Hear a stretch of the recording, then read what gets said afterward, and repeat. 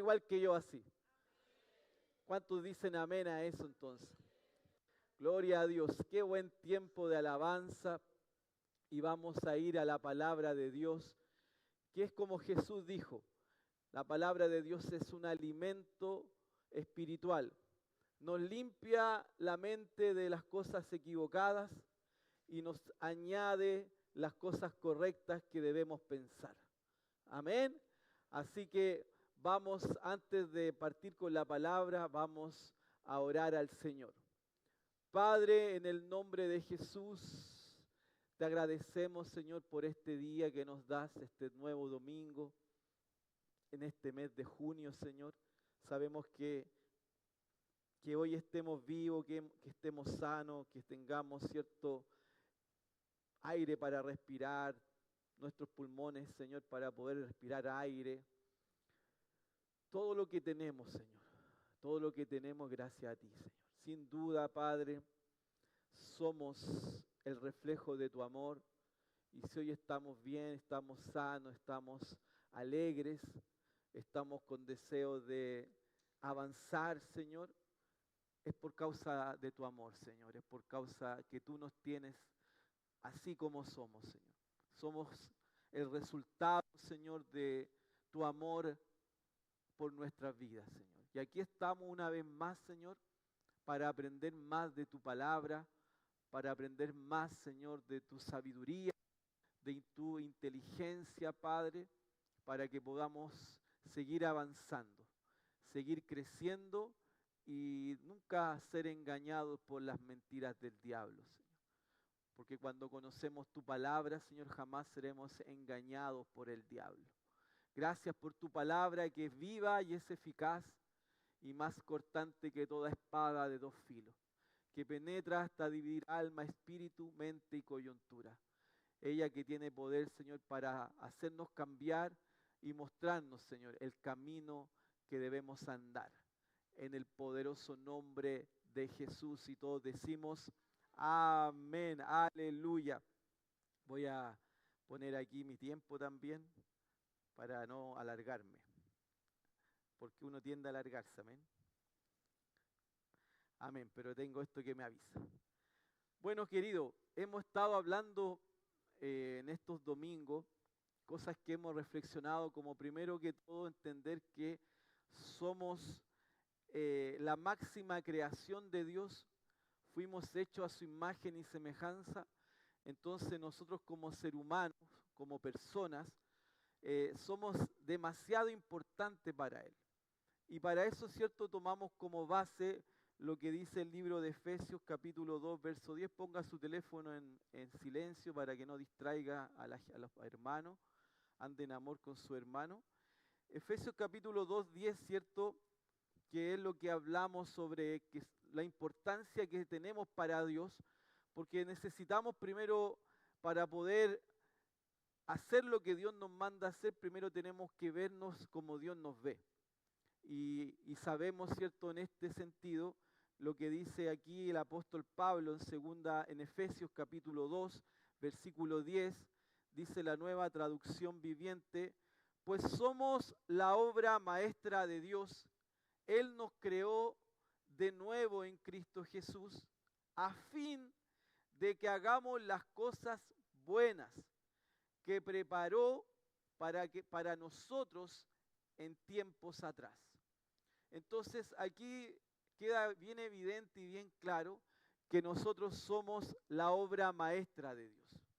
O sea, como vimos un gran artista, muchos artistas famosos encontramos, ¿cierto?, en la historia de la humanidad y cada uno se caracteriza por alguna obra maestra, algo que lo destaca, Da Vinci, la Mona Lisa y así diferentes artistas que algo hicieron, alguna pintura, alguna escultura que los caracteriza y los hizo conocidos en el mundo entero y sus obras valen millones y millones de dólares.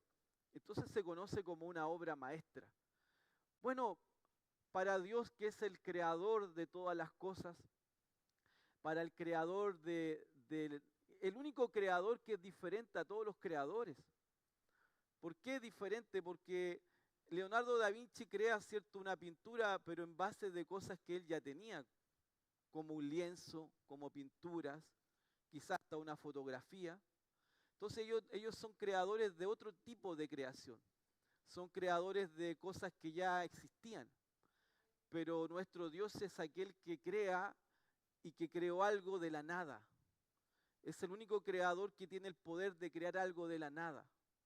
Y cuando nosotros estudiamos el primer capítulo de Génesis, capítulo 1, nosotros vemos que cuando Dios crea el cielo y la tierra, cuando Dios crea el universo y cuando Dios crea a los animales, a los animales acuáticos, los animales ciertos domésticos, a los animales ciertos del campo, y cuando Dios crea al hombre, la palabra hebrea que usa Moisés para escribir el primer capítulo de Génesis es la palabra, cuando dice y Dios creó, esa palabra hebrea es bará, no barak, barak es la bendición, bará. Bará es la palabra hebrea que se refiere a crear algo de la nada, a crear algo de lo que no existía. Nosotros los animales, tenemos en el principio Dios creó los cielos y la tierra, la creación del cielo y la tierra, los animales, y nosotros somos la única especie que fue creado de la nada, nunca había existido antes. Fue creado del cero, fue creado de nada. Y Dios nos creó del nada para hacer algo poderoso. Por eso que somos la obra maestra. Somos la obra maestra de Dios. Y es necesario yo entender esto para yo mirarme a través de los ojos de Dios. A través, cierto, de esa lupa de Dios que nos puede ver quiénes somos. Agrandarnos para ver quiénes somos. Una lupa, cuando alguien usa una lupa es para agrandar algo que se ve pequeño. Entonces tú tienes que mirarte con la lupa de Dios para verte con la grandeza que Dios te ve, para verte con ese potencial que hay en ti. La otra vez leía de un hombre de Dios que decía que Dios nos colocó con un potencial y ese potencial está dentro de ti. Ese potencial Dios lo colocó dentro de ti para realizar algo extraordinario. Y ese potencial que está en ti solamente va a poder salir de ti hacia el exterior cuando tú te logras comenzar a ver como Dios te ve. Si tú te ves como Dios te ve, tú vas entonces a no mirar tus defectos, sino que vas a mirar esos defectos para cambiarlos. Vas a mirar que tienes defectos, pero para hacer los cambios y no quedarte en el defecto. Porque a medida que nosotros nos vemos los defectos que nos muestra la propia palabra que tenemos, Dios nos los muestra para condenarnos y para apuntarnos. Porque Dios no es alguien que te apunta y te condena.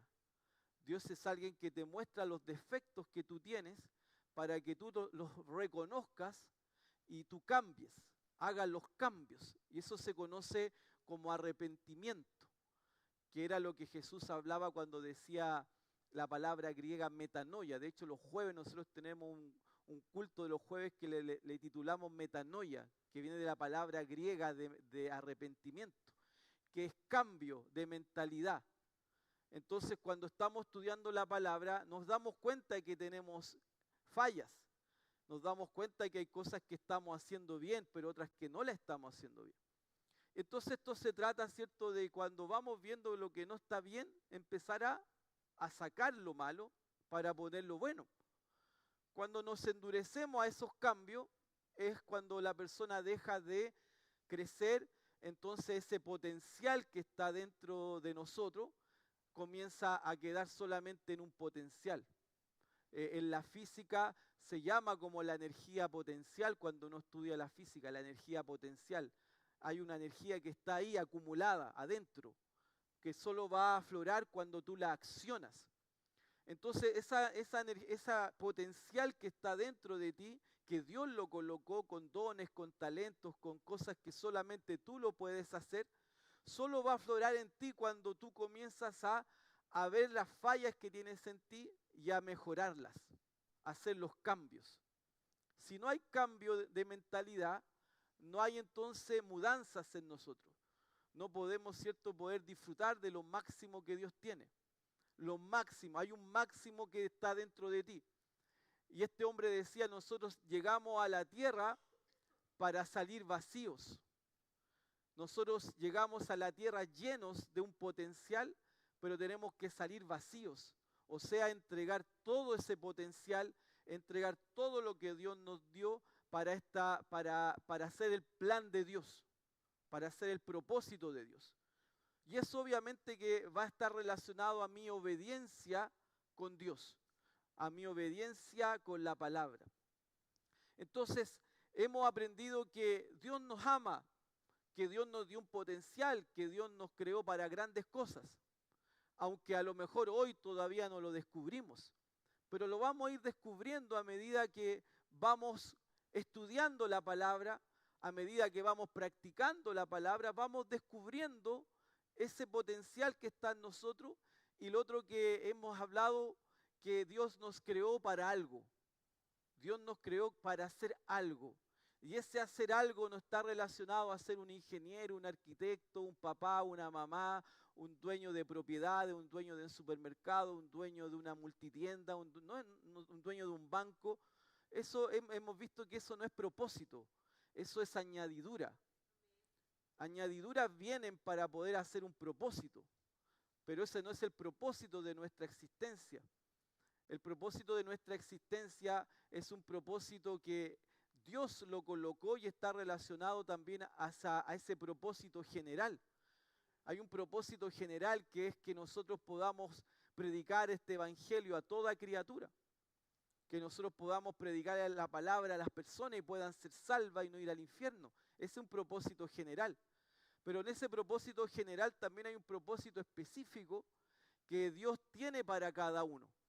Y cuando nosotros lo vamos descubriendo, vamos, ¿cierto?, entrando en esa plenitud, entrando en ese propósito que Dios creó para nosotros. Pablo también lo explica cuando habla en el libro de Romanos capítulo 8, versículo 28.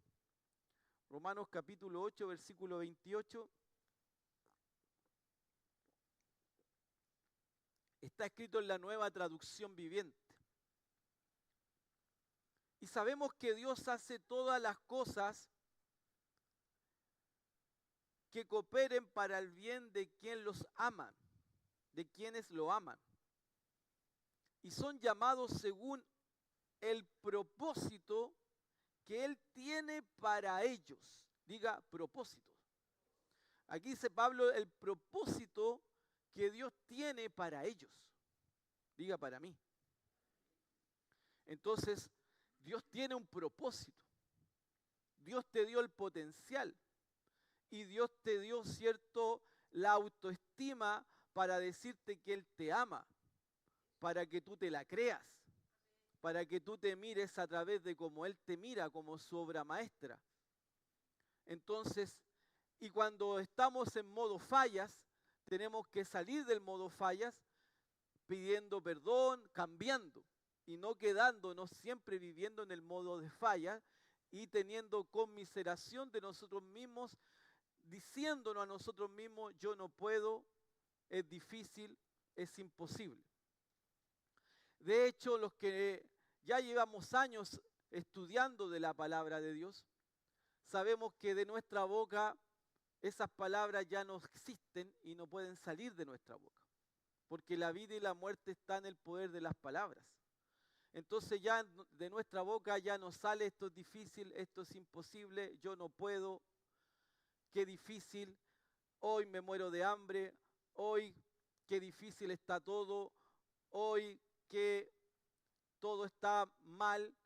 Esas palabras ya no salen de la boca de una persona que ha renovado su mente, porque nosotros caminamos de acuerdo al padrón de la fe, hablando lo que queremos ver, hablando lo que dice Dios, y Dios nunca tiene imposibilidades. Y como somos hechura de Él, en nosotros tampoco hay imposibilidades. Como somos hijos de Él, en nosotros no puede haber la palabra yo no puedo. En nuestra boca no puede existir la palabra es difícil, estoy mal, estoy enfermo. De nuestra boca no puede estar saliendo esas palabras. ¿Qué tiene que salir de nuestra boca? Lo que Dios nos ha enseñado. Hablar fe. Estaba reflexionando hoy día antes de llegar a la iglesia y el Señor me decía, cuidado, me decía a mí. Cuando alguien te diga, pero pongámonos en el caso que no diera cierto. Entonces, eso es típico de la gente que está influenciada por el diablo cuando tú le estás hablando un plan que tú tienes y en ese plan que tú tienes, que tú estás convencido, te viene el diablo a poner la duda.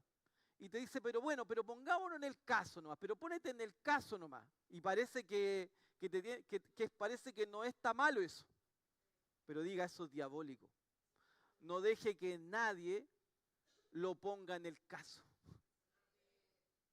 No deje que nadie, pero en el caso, mira, tú le respondes, para mí no hay caso, porque la fe cree y nunca deja de creer. Entonces, si yo me pongo en el caso, me estoy poniendo en el caso que no funcione, que la fe no funcione. Y quiero decirte algo, que la fe siempre funciona. Entonces no me voy a poner en el caso que no funcionara, en el caso que no me sanara, en el caso que no me saliera el negocio, en el caso que no me llamaran del trabajo, en el caso que chocara, en el caso que me diera cáncer. Nunca me voy a poner en el caso, porque eso es el diablo queriendo meterse en mi mente y en mi boca. Entonces yo voy a creer. Y hemos aprendido que el creer es creer hasta el final. Es creer hasta el final. Pero el diablo le hace perder a la gente todo. Porque siempre lo pone, pero ponete en el caso que no salga el negocio. Ponete en el caso que no encuentres a tu esposo o esposa. Ponte en el caso, po. Y va la persona y se pone en el caso. Y perdió. Porque ahí va a razonar. Entonces no nos ponemos en casos, querido. Entienda eso. La fe cree hasta ver el resultado. La fe cree hasta ver. Así es la fe. Amén. Entonces Dios tiene un propósito para ti. Y la gente dice, pero ponte en el caso que no cumple el propósito. Entonces no me voy a poner en ese caso.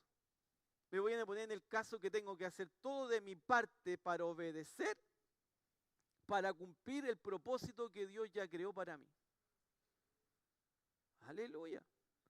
Y fíjate que hemos visto del amor y de propósito, pero hay algo que, como Dios es tan bueno, para que nosotros podamos cumplir el propósito, Él nos dio el potencial, Él nos dio, cierto, nos hizo a su imagen y semejanza. Y algo más importante que también Dios ha hecho, y se relaciona a la persona del Espíritu Santo. Porque para poder cumplir el propósito, el Señor va a accionar el poder del Espíritu Santo. Fíjense que el Espíritu Santo es como conocido como dentro de la Trinidad, porque sabemos que hay una Trinidad, Padre, Hijo y Espíritu Santo. Dentro de la Trinidad, el Espíritu Santo es conocido como el poder ejecutivo. Diga poder ejecutivo. ¿Qué significa que sea el poder ejecutivo? Él es el que hace las cosas. Él es el que arma el escenario. Yo estaba reflexionando sobre eso y el Señor me lo mostraba al Espíritu Santo como el director de una película. Fíjate que el director de una película, él ya tiene, cierto, toda la historia, el principio y el fin. Dios, principio y el fin, Dios ya lo tiene, ¿o no? En una película hay principio y fin. Hasta las series tienen principio y fin. Y el director prepara la escenografía, prepara las escenas, prepara los personajes. Y el director, ¿cierto?, de la película hace todo, ¿cierto?, para preparar para que el personaje entre cuando él dice acción, y ahí entra el personaje. Y ahí empiezan a intervenir varios personajes de una historia. Y en esa historia, ¿cierto?, ya está toda la historia preparada. Está todo el capítulo ya está preparado, ya está todo ensayado. Entonces, cada vez que los hombres de Dios entran en acción, entra en acción el Espíritu Santo. Incluso cuando Dios entra en acción, el Espíritu Santo entró en acción en el principio. Fíjense en el primer capítulo de la Biblia, Génesis capítulo 1, versículo 1.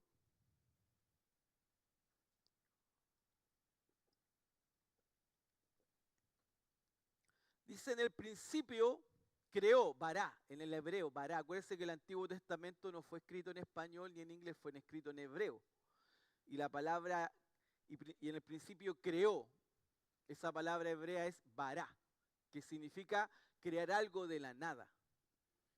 En el principio creó Dios los cielos y la tierra estaba desordenada y vacía, y las tinieblas estaban sobre la faz del abismo. Y el Espíritu de Dios se movía sobre la faz de las aguas. Y dijo Dios: sea la luz, y fue la luz. Entonces, siempre que Dios acciona algo, Dios acciona los tiempos, porque todo tiene su tiempo, todo tiene su estación. Cuando llegó el tiempo del rey David, comenzó entonces a accionar el Espíritu Santo, porque el Espíritu Santo es parte de esta película, de esta historia que Dios tiene para cada uno de nosotros. O sea, cada uno de nosotros tiene una historia, un capítulo, un libro que Dios ya planeó. Ahora, hemos visto también, y lo vimos que Miles Monroe lo dijo, un autor de liderazgo famoso, que el mayor lugar donde están los mayores tesoros es en el cementerio. Porque ahí está lleno de hombres y mujeres que nunca cumplieron su propósito. Pasaron por la vida y nunca hicieron y nunca cumplieron. Algunos porque nunca llegaron al Evangelio, nunca supieron de Dios, y otros netamente por desobediencia. Porque para entrar en el propósito tú tienes que ir dando pasos de obediencia. Y esos pasos, queridos, son pasos diarios. No son pasos a largo plazo, ni a un mes, ni a un año, son pasos diarios. La obediencia es diaria. Pero a cada paso de obediencia con Dios vamos más, ¿cierto?, entrando y llegando al lugar del propósito, que es un propósito que puede ser, ¿cierto?, en varios años donde estás cumpliendo el propósito. En el caso de David, David era una persona desconocida, era un pastor, era el hermano menor de 7 hermanos. Él era el más joven de los 7 hermanos. Pero cuando se produce una pérdida de propósito de un rey por la desobediencia, porque Saúl, por no obedecer, salió del propósito. Siendo rey de Israel, Saúl no obedeció al mandato de Dios. Entonces Dios le tuvo que sacar, ¿cierto?, la unción, quitar la unción. Y cuando hablamos de la unción estamos hablando de la influencia del Espíritu Santo. Porque es por la influencia del Espíritu Santo que vamos a poder cumplir el propósito. Entonces, Dios, por el Espíritu Santo, influye al profeta Samuel para ungir a otro rey. Pero resulta que este rey no iba a ser rey físicamente en ese tiempo. Tardaron varios años para que David fuera rey de Israel. Pero él fue ungido cuando estaba pastoreando las ovejas de su papá. Cuando el profeta es guiado para ir a la casa de Isaí, Isaí era el papá de David, fue guiado para ir a una familia judía, y no es casualidad porque David también es una figura de Jesús, en el sentido que David vivía en Belén. David era de Belén, de la ciudad más pequeñita, que fue de donde también nació Jesús, en Belén. Y allá fue el profeta. Y fíjense que el profeta no sabía quién era de los hermanos. Habían justamente 6 en la casa cuando llegaron.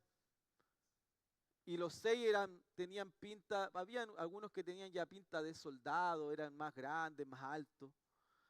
Pero resulta que ninguno de ellos era el rey de Israel, el futuro rey de Israel. Y le dice, ¿dónde está? ¿Tienes algún otro hijo? Y él le dice, sí, tengo uno que está pastoreando, llámalo a él. Era el más jovencito, el que menos tenía pinta de rey. Pero Dios le había dicho al profeta, no te guíes por lo que ves, porque yo no miro el exterior, yo miro el corazón. Yo miro lo que está adentro, yo miro lo que está adentro. ¿Y qué aconteció? Que David fue ungido. La palabra dice, y veámoslo aquí en el libro de Samuel, Primera de Samuel capítulo 16, versículo 11. Después Samuel preguntó, ¿son estos todos los hijos que tienes? Samuel, que era el profeta de ese año. Queda todavía el más joven, contestó Isaí. Isaí, que era el papá de David. Pero está en el campo cuidando las ovejas y las cabras. Manda a llamarlo de inmediato, dijo Samuel. No nos sentaremos a comer hasta que él llegue. Entonces Isaí mandó a buscarlo. El joven era trigueño y apuesto, de hermosos ojos. Y el Señor dijo, este es, úngelo. Al estar David de pie entre sus hermanos, Samuel tomó el frasco de aceite de oliva que había traído y ungió a David con el aceite. Y el Espíritu del Señor vino con gran poder sobre David. A partir de ese día, luego Samuel regresó a Ramá. Inmediatamente cuando Dios comienza a encarrilar o a converger a un hombre, a una mujer, al propósito para el cual fue creado, entra en operación el Espíritu Santo. El Espíritu Santo se encarga de ungir al hombre o mujer, de darle habilidades, capacidades, y por otro lado, exteriormente, el Espíritu Santo comienza a hacer las conexiones. El Espíritu Santo comienza a trabajar en el exterior, en el mundo exterior, para realizar las conexiones que van a llevar a ese hombre o a esa mujer a cumplir el propósito. Porque Dios nunca va a poder hacer algo en alguien de manera solitaria. El hombre o mujer de Dios, para poder realizar su propósito, Dios va a hacer conexiones con personas que ni conoce aún, para poder hacer que él pueda llegar a donde Dios lo quiere llevar. Y inmediatamente de este evento comenzamos a ver cómo Saúl ya no tenía la unción. Saúl comenzó a ser atormentado por demonios. Inmediatamente usted puede seguir leyendo esto más adelante, y ahí ya comienza a ver cómo el Espíritu Santo ya está trabajando el escenario profético para que se cumpla lo que Dios había llamado a hacer a través de David.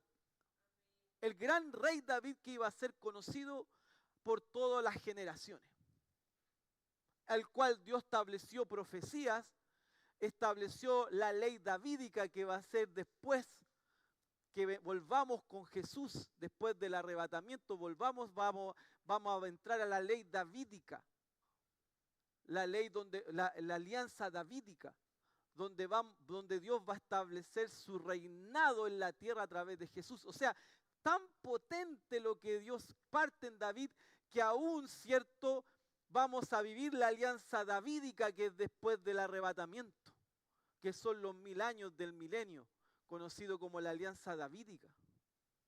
Entonces, Dios comienza entonces inmediatamente, cuando Él unge a alguien, Él empieza a trabajar, a darle habilidades a través del Espíritu Santo, porque la unción es la habilidad que Dios te da para que puedas cumplir el propósito. Pero en este camino, Dios comienza entonces, el Espíritu Santo comienza a armar el escenario para la película. Entonces comienzan a haber cosas que van a pasar en tu vida, conexiones, gente que tú vas a conocer, que te van a llevar a cumplir el propósito. Porque siempre que observamos, incluso el propio Jesús que venía para cumplir un propósito específico, el propio Jesús para poder entrar en el propósito, pasó del anonimato a ser conocido cuando el Espíritu Santo entró en la escena. ¿Cuándo entró en escena el Espíritu Santo en la vida de Jesús? El día del Jordán. El día que fue al Jordán y Juan Bautista lo bautizó en las aguas. Dice la palabra que en ese día descendió el Espíritu Santo y una voz se escuchó diciendo: este es mi Hijo amado, en quien tengo complacencia. En ese día el Espíritu Santo descendió sobre Jesús. Y en ese día entonces Dios comenzó a mover el escenario profético para que Jesús cumpliera el propósito, que era morir por nuestras vidas, para que a través de esa muerte hoy tengamos vida eterna. Era un gran propósito. Pero fíjate que aún Jesús necesitó del Espíritu Santo. Porque el Espíritu Santo es el poder ejecutivo que va a producir todo el escenario profético, la historia que Dios está queriendo hacer a través de tu vida. Y así fue con Jesús. Y Jesús cumplió el propósito. Jesús fue conectado con un hombre, Juan Bautista, para ser levantado de las aguas. Siempre en este camino con Dios, tú tienes que entender que Dios te va a colocar dentro de una iglesia, dentro de un lugar, para que a través de ese lugar Él pueda darte las herramientas, las conexiones, para que tú puedas cumplir el propósito para el cual Dios te creó. No existe de otra manera. Dios levanta a Bernabé para ir a buscar a Pablo cuando Pablo nadie quería acercarse a Pablo, porque Pablo había sido aquel que perseguía y mataba a los cristianos. Era conocido como Saulo. Era el nombre hebreo que era conocido, era Saulo, de Tarso. Pero Dios levantó a ¿quién? A Bernabé, para de Antioquía ir a buscarlo a Tarso, para llevarlo a Antioquía, para que fuera parte de la iglesia de Antioquía, y Pablo comenzara a predicar la palabra, a ser maestro y profeta. Dice que al principio Pablo era maestro y profeta en Antioquía. En el libro de Hechos está escrito eso. Pero Dios usó ¿a quién? A Bernabé. Pablo estaba ahí, nadie hablaba de Pablo. Bernabé se acordó de Pablo, lo fue a buscar. Lo llevó a Antioquía y fue un lugar bueno para Pablo, porque Antioquía era una iglesia que se había formado en una provincia cercana a Jerusalén, pero no estaba formado por judíos. Estaba formado por griegos, por diferentes nacionalidades. Entonces eso era bueno para Pablo, porque Pablo solamente se había criado bajo el yugo de la esclavitud, de la ley que era para los judíos. Él siempre había vivido como fariseo, perseguidor de la iglesia. Él no tenía relacionamiento con gente que no fuera judía. Pero ahí se comenzó a relacionar con los no judíos. Y era una preparación para el ministerio apostólico a los gentiles de Pablo.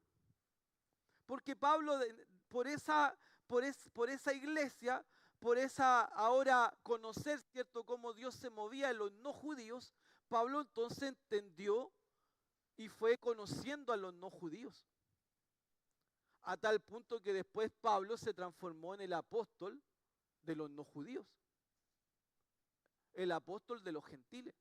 Pero Dios trabajó en Pablo a través del Espíritu Santo para mover a Bernabé, para llevarlo entonces a Antioquía. Y en Antioquía, ¿cierto? Pablo, después de más de un año que se congregó ahí, Dios lo levanta para comenzar los viajes misioneros que comenzó a realizar. En el libro de Hechos comenzaron sus primeros viajes misioneros, donde él levantó grandes iglesias como la iglesia de Éfeso, de Corintios, de Gálatas, de Filipenses. Todas esas cartas que vemos de Pablo fueron escritas en las iglesias que él abrió cuando salió del viaje de Antioquía, de la iglesia que había llegado a congregarse junto a Bernabé. Fue en esa iglesia de Antioquía que llegó la unción apostólica a él.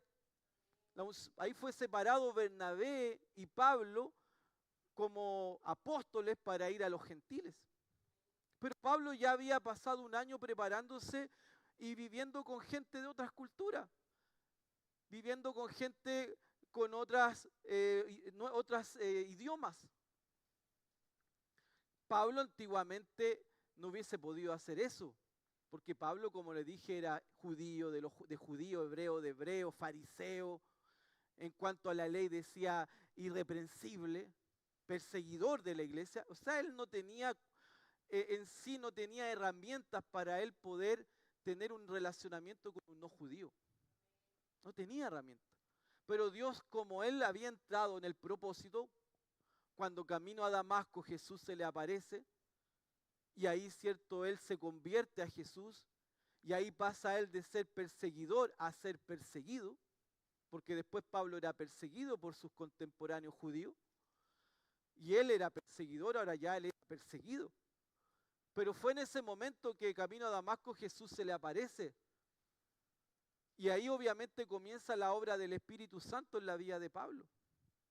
Y Pablo comienza a recibir por el Espíritu Santo las revelaciones que hoy enseñamos, como de la salvación por la fe, la justificación que es por la fe en Cristo Jesús, la autoridad del creyente, los dones espirituales, los dones ministeriales. Todo eso Pablo lo comenzó a recibir porque él empezó a relacionarse con el Espíritu Santo.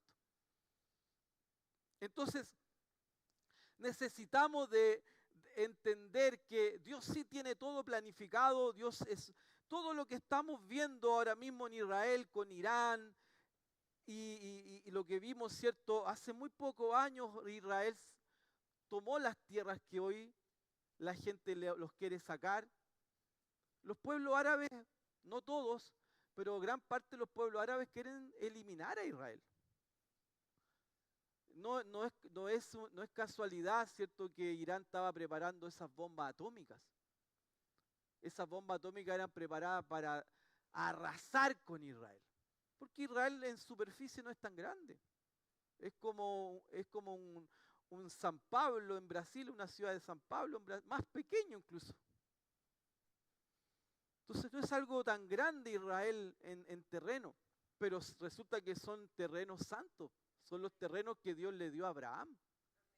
Israel vive en la tierra que Dios le dio a Abraham.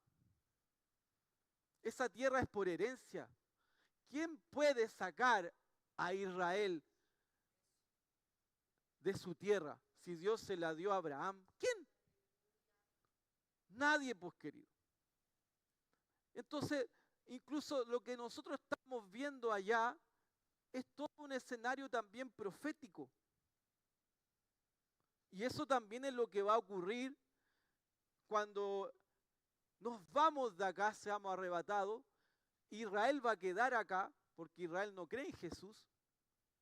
Israel va a quedar acá por 7 años y todos los pueblos, ahora solamente está Irán. Ahora Israel tiene de aliado al gran Estados Unidos, que le prestó ropa ayer y bombardeó los lugares nucleares que tenía Irán, y ahora ya se acabaron los lugares nucleares de Irán, porque a Estados Unidos ayer le lanzó 3 bombas a cada lugar donde estaban las estaciones de, de uranio nucleares. Entonces, claro, ahora Estados Unidos le presta ropa, pero resulta que en el escenario profético de al final de los 7 años nadie le va a prestar ropa a Israel. Todos los van a tener, dice que van a estar todos reunidos para destruir a Israel, todas las naciones. Todas las naciones van a tener a Israel encerrado para destruirlo en el final profético.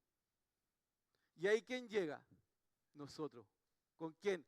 Con el Rey de los Reyes, con el descendiente de David, para libertar al Israel de la muerte y que sigan viviendo en las tierras que fueron entregadas a Abraham, donde nosotros los hijos de Dios, los cristianos, vamos a reinar con Jesús en Jerusalén. Cada vez que yo veo reportajes de Jerusalén, nosotros seguimos a unos judíos que siempre hablan de cosas turísticas en el canal de YouTube, ¿cierto? De cosas turísticas de Israel. Siempre yo me imagino que un día voy a estar viviendo ahí, en el tiempo del milenio. No ahora, porque no es mi llamado ni mi propósito en este tiempo evangelizar a los judíos. Pero sí yo sé que en el milenio vamos a estar ahí reinando con Jesús, porque ahí va a ser el centro de operaciones. Sé que voy a vivir ahí, no en este tiempo, sino que en el milenio. Sí voy a vivir allá. Y si logro conocerlo en estos años que estoy con vida acá, gloria a Dios. Pero no es algo que no me deja vivir, porque yo sé que voy a vivir 1000 años ahí. Entonces diga conmigo, todo tiene un propósito. Todo el escenario profético lo está armando Dios a través del Espíritu Santo. Por eso que el día que el Espíritu Santo llegó a la tierra, el día de Pentecostés, ahí comenzó el propósito de la iglesia. La iglesia no tenía un propósito claro hasta que descendió el Espíritu Santo, porque fue el Espíritu Santo que ungió a la iglesia para poder alcanzar el mundo entero. Entonces el Espíritu Santo, querido, es parte de todo lo que nosotros vivimos, es parte de nuestra historia personal y nuestra historia general. Incluso que cuando evangelizamos, cuando le hablamos a alguien, es el Espíritu Santo que convence al hombre de pecado. No somos ni nosotros sí hablamos, le mostramos la salvación, pero ¿quién convence al hombre de pecado? El Espíritu Santo.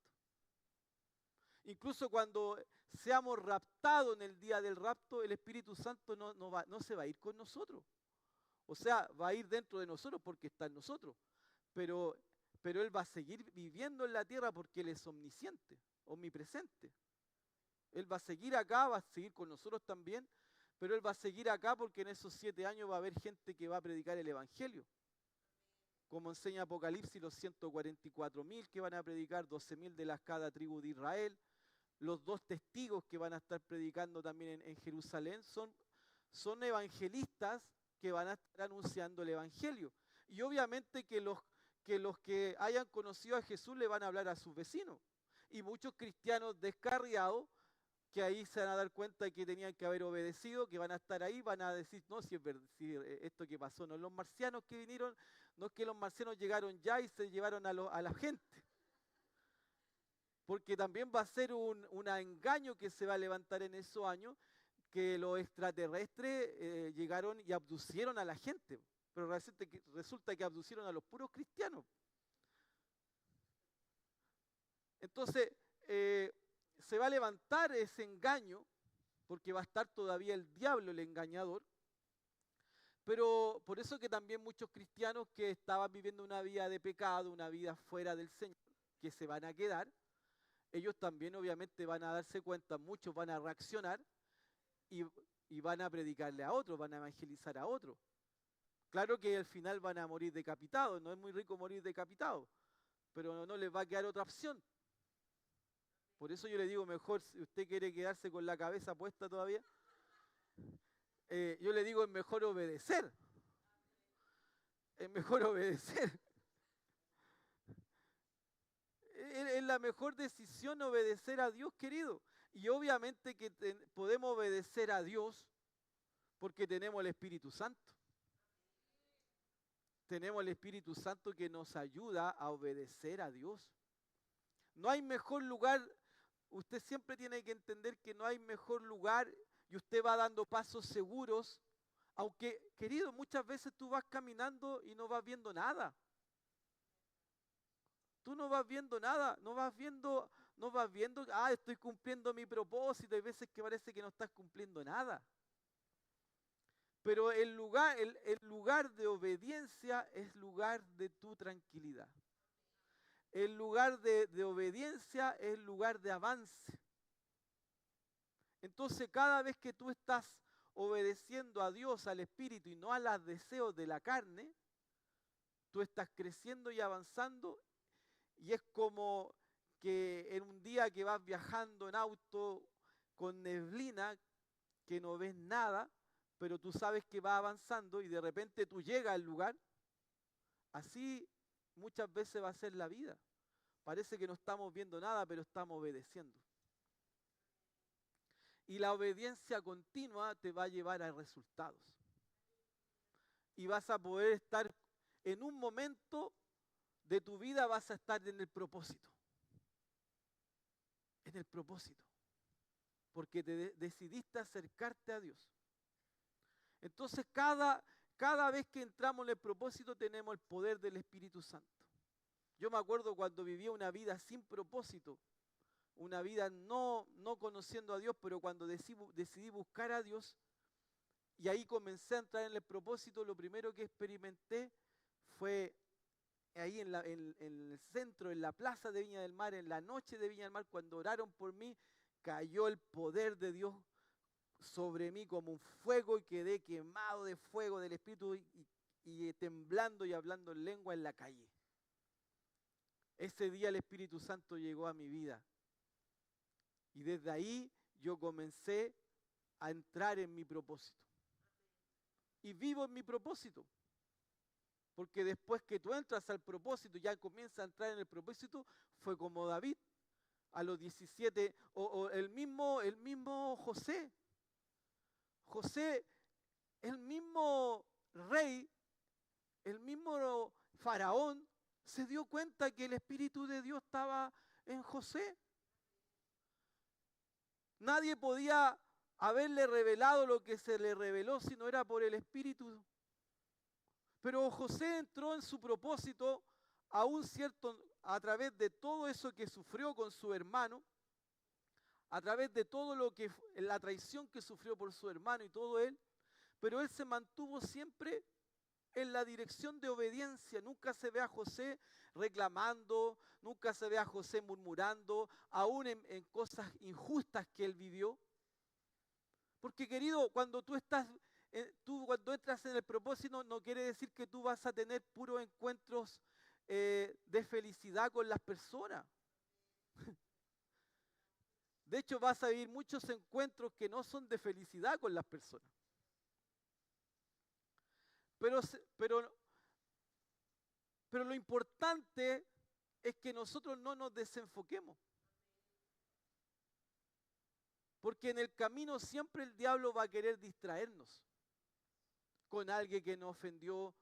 Puede ser hasta un líder que te ofendió, puede ser hasta un papá, una mamá, alguien te ofendió, un amigo, alguien, para que tú dejes de avanzar en el propósito. Y así aconteció con José. Pero dice la Biblia que esos sueños que él mismo tenía, habían propósitos que Dios le revelaba a través de sueños.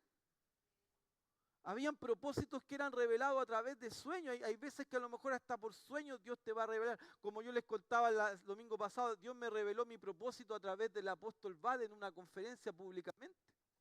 A otros como José fue a través de sueños.